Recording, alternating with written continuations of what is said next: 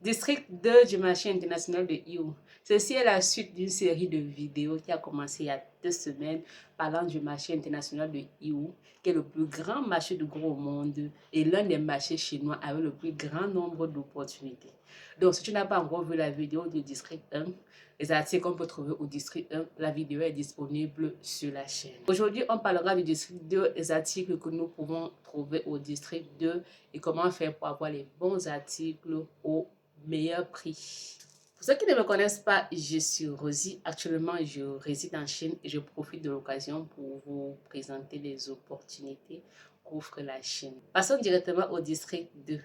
Comme le district 1, le district 2 est également organisé sur 4 étages ultra organisés, dont on trouve au rez-de-chaussée l'électronique grand public telle que les câbles, les écouteurs, les casques, le haut-parleur, le power bank, les coques pour téléphone, les protèges écrans, les fils protecteurs, tout ce qui est protège téléphone, on trouve au rez-de-chaussée. On trouve également les sacs de classe, les valises, les articles tels que les parapluies, les sacs à main, tout ça se trouve au rez-de-chaussée du district 2 du marché international de Hiou. Au premier étage, on trouve les outils et quincailleries. Tout ce qui est quincaillerie se trouve au premier étage. On a les outils manuels tels que les clés, les cadenas, les tournevis, les pinces, etc. On a également les outils électroniques tels que les perceuses, les visseuses, les scies, etc. On a également le matériel de la soudure, le matériel de la topographie et la quincaillerie. Tout ce qui est quincaillerie se trouve au premier étage du district international de Hiou 2. Donc, si vous êtes dans la quincaillerie ou bien dans la plomberie ou bien dans la soudure, venez directement à Hiou et dirigez-vous au district 2.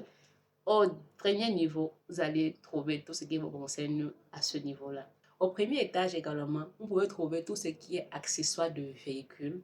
Vous pouvez trouver également tout ce qui est sécurité, tel que les serrures, les alarmes de sécurité, les caméras de surveillance.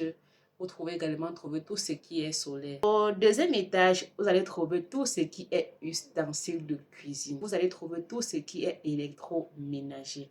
Vous allez trouver tout ce qui est décoration de cuisine. Donc, si vous faites dans les ustensiles de cuisine, dirigez-vous directement au district 2 du marché international de Hiou, au deuxième étage. Vous allez également y trouver tout ce qui est conteneur d'eau. Ça peut être des gouttes d'eau, les petits thermos pour contenir de l'eau, des gouttes pour les enfants, voilà à l'école par exemple, les jeux de lumière aussi. Vous allez trouver ça au district 2, au deuxième étage. Au troisième étage, vous allez trouver tout ce qui est équipement industriel.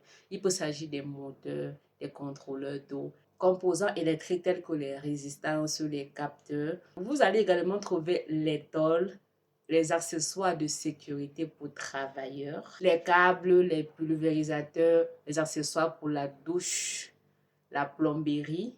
Tous ces articles se trouvent au district 2 du marché international de Hiou. Si vous avez regardé la vidéo du district 1, vous auriez dû remarquer que le district 1 tournait seulement sur tout ce qui est décoration.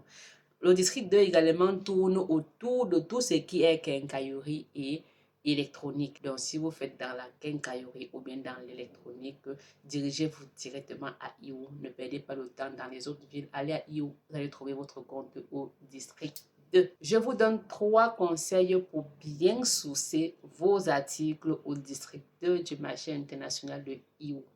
Comme il s'agit de l'électronique, n'achetez jamais des articles là-bas sans tester la qualité. Que vous soyez sur place ou bien même dans votre pays, n'achetez jamais de l'électronique sans tester la qualité. Vous avez compris, il faut toujours tester avant d'acheter.